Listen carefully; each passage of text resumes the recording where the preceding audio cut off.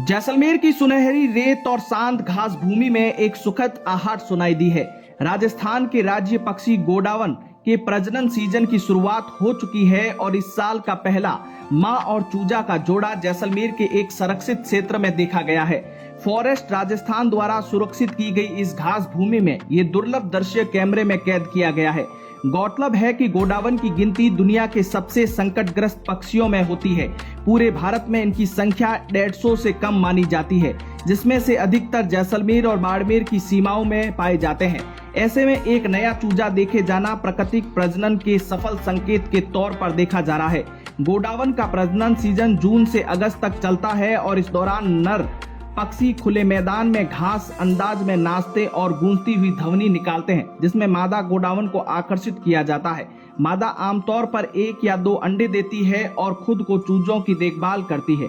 One विभाग के द्वारा इस प्रजनन को सुरक्षित बनाने के लिए मानव हस्तक्षेप रोकने, चराई नियंत्रित करने और बिजली की हाई टेंशन लाइनों को भूमिगत करने के लिए ठोस कदम उठाए जा रहे हैं।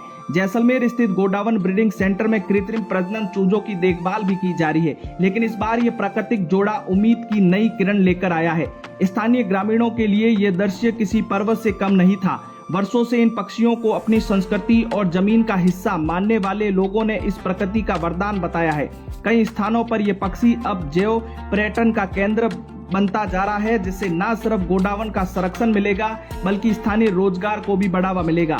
ये दृश्य न केवल जैसलमेर की जैव विविधता की जीत है, बल्कि दिखाता है कि अगर सही संरक्षण मिले तो विलुप्ति की कगार पर खड़ी प्रजातियां भी फिर से उड़ान भर सकती है। जैसलमेर की खुली घास में जब मां गोडावन अपने नन्हे चूजे को साथ लिए धीमी चाल में आगे बढ़ती दिखी तो वह सिर्फ एक पल नहीं था, वह थार के भविष्य की झलक थी। हर कदम में एक नई उम्मीद, हर परछाई में जीवन की जीत छिपी थी।